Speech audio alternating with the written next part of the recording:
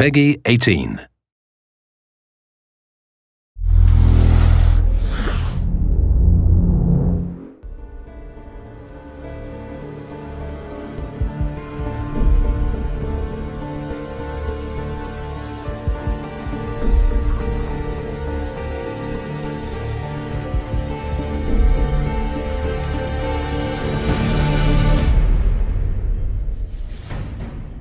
As an artist, I've been working in the film industry for a couple of years, and at this time the video games were not very well known.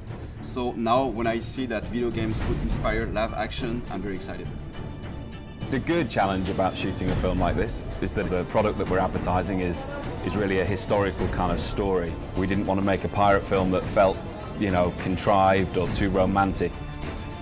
This is quite an unusual project insofar as that we're physically recreating on sound stages sections through a Spanish gunboat. So we did a lot of research into sort of ships of the time. As you can see, it's all looking quite authentic to the period. This is a game that's set in a time where this is really kind of hardcore wartime environment, and it was important that the sets depicted that era.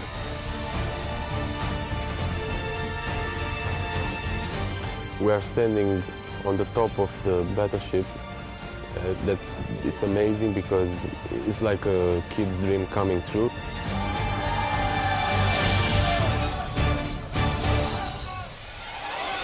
The boat is real size. I mean, it's like standing there in the middle of the game.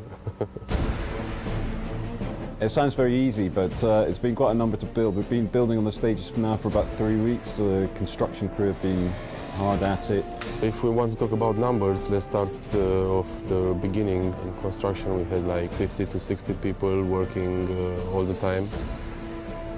In shooting, we are like to 160 people on set. It's a big one, as we call it. The explosion, which will happen very soon, is very powerful because have to be powerful in order to break the wall. Explosion!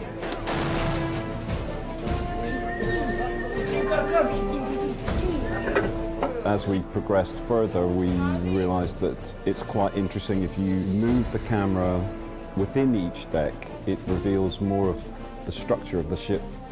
What is interesting with this job is that we are not in a totally, game world where everything is in control because it's generating per CGI.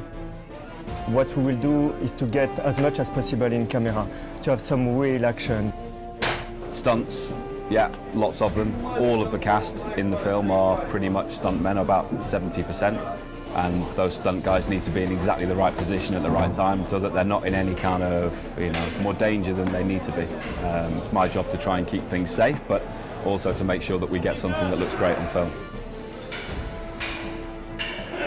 So we did a 3D previs of the entire move so that the camera almost kind of follows the action that happens on the boat. And that seemed to make sense that we would then cut from this stage and then the camera rises up to the next cannon deck and then finally to build the top deck as a composite. The first set with the pool is 3,000 cubical meters of water, which is very big. One of the pillars of the art direction of Assassin's Creed is to play in the brightness, but at the same time, what we really like is to play with contrast. So how do you appreciate the light if you don't have the darkness? So this reflects more this kind of dark moments we have in the game, this kind of very dramatic moment we have when we are in the naval warfare in the night.